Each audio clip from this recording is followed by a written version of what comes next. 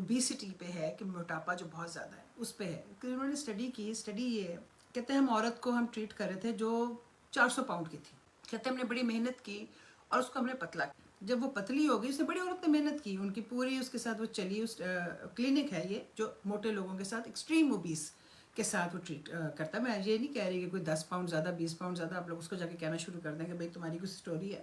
وہ تو ہم سب کے وقت کے ساتھ بڑھ جاتے ہیں وزن، لیکن یہ extreme obesity 300 pound 400 pound 500 pound there is some issue that needs to. تو یہ کلینک ہے جہاں پہ یہ ٹریٹمنٹ کرتے ہیں. تو اس نے کہا کہ ہم یہ انتہائی 400 پاؤنڈ کی عورت تھی، ہم اس کو جس کو ہم ٹریٹ کر رہے تھے. جب ہم ٹریٹ کر رہے تھے تو ہمیں پتہ چلا کہ اس نے بڑی محنت کی، اس نے ایکسرسائزز بھی کی، اس نے کھانا بھی اس طرح سے ان کے حساب سے کھایا. پوری محنت کر کے اس نے اپنے آپ کو 150 پاؤنڈ پہ لے آئی. یعنی اس نے اتنے پاؤنڈ لوز کر دی. کافی ٹائم لگا ہوگا اس کو کرتے ہوئے. جب وہ اس ٹائم پہ کہتا ہے وہ، لیکن اس کے بعد کہتا ہے تھوڑے عرصے بعد وہ دوبارہ موٹی ہو گئی، دوبارہ شی گینڈ ہر wait back. There is some other issue. تو پھر کہتا ہے کہ ہم نے جتنے بھی ہمارے اوبیس جو تھے، جتنے بھی لوگ تھے، ہم نے ان کی اسٹڈی کرنی شروع. کہتا ہے کہ ہم نے اس کے بعد ان کا باقاعدہ کہ ہم نے ریئلائز کیا کہ there is some other issue here then besides obesity. اس کا ریزن کیا ہے اس اوبیسٹی کا؟ اس میں اپنی سیلف اسٹیم کا کیا قصہ ہے، اس میں اپنی سیلف ریفلیکشن کا کیا قصہ ہے. اس پہ کہتا ہے کہ دین وی فاؤنڈ آؤٹ کہ اس میں سیکچوئل ابیوز تھا. اس کی جو پیچھے ساری بڑی مشکل سے، کہتے ہیں بڑا ٹائم لگا ہمیں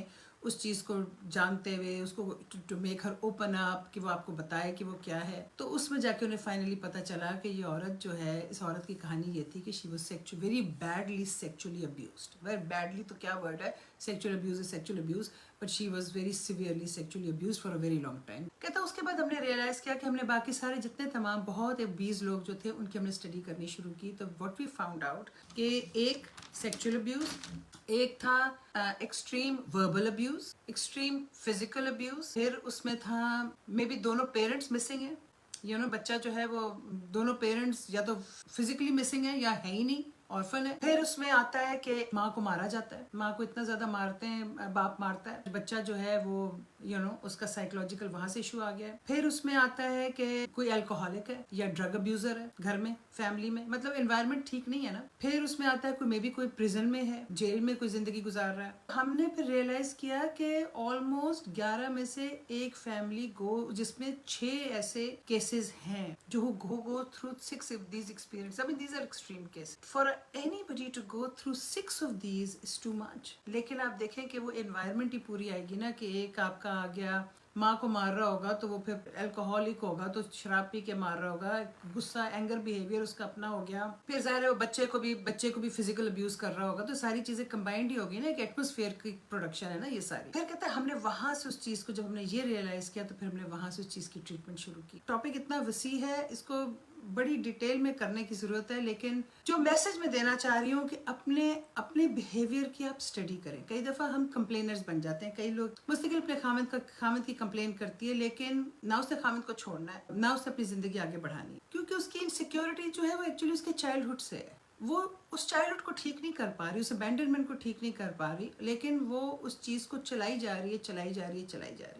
ہمیں نا ایٹ سم پوائنٹ ریئلائز کرنا ہے، we need to get help. Counselling جو ہے، آئی نو کہ پاکستانیوں کی دیسیوں کا بڑا پرابلم ہے. ہم نے کبھی کاؤنسلنگ میں نہیں جانا. ہم نے اس چیز کو ہم سمجھتے ہیں کہ یہ صرف پاگلوں کے لیے. کاؤنسلنگ ہم سب کے لیے. اس سے پہلے کہ اگلے ہمیں کہنا شروع ہو جائیں کہ آپ لوگ پاگل ہیں، ہم کیوں نہ اپنا کوئی نہ کوئی، ہم یا تو ہم کانشیس بیہیویئر سے اپنی اسٹڈی کریں اور ہم کانشیسلی اس کو فکس کرنے کی کوشش کریں. لیکن ایک بڑی اچھی میں نے سنی کہ کئی دفعہ جب ایک چھوٹا بچہ ہے، اس کو باپ کے ساتھ جاتا ہے ایک دکان پہ، باپ اب اپنی پریشانیوں میں ہے، باپ کو ہے کہ میرے پہ اتنا بوجھ ہے، میں نے پتہ نہیں کیسے یہ بل پے کرنا ہے، فلانا کیسے کرنا ہے. بچہ جو ہے وہ باپ کو کہتا ہے کہ مجھے ایک کھلونا لے دو. باپ اس کو کہتا ہے کہ میں نہیں لے کے دے سکتا. وہ یہ اس کو کیا سمجھائے چھوٹے سے بچے کو کہ تم، میرے پاس پیسے نہیں ہیں، میں اس وقت بڑا پریشان ہوں پیسوں کے معاملے میں. تو وہ بچہ پھر کہی جاتا ہے مجھے کھلونا چاہیے. پھر باپ اسے کہتا ہے کہ تم نے آج کیا اچھا کام کیا، تم نے کوئی اچھا کام کہ میں تمہیں کھلونا لے کے دوں؟ تم تو اس قابل ہی نہیں ہو. You don't deserve it. Get your act together first and then we'll see. یہ کہہ کے بچہ چپ ہو گیا ہے. باپ واپس آ گیا. باپ نے شکر احساس کا ادا کیا ہے اور اپنے کاموں میں، اپنی پریشانیوں میں، اس کو احساس بھی نہیں اس نے کیا کہتی. بچہ جو ہے اس جملے کے ساتھ بڑا ہوا ہے کہ میں تو کسی قابل نہیں. اب وہ بڑے ہو کے بھی اپنی زندگی کی ہر سٹیج پہ وہ کوئی چیز اچیو نہیں کر پاتا، کیونکہ وہ اسی میں ہے کہ میں تو اس قابل نہیں. یہ چیز اس کے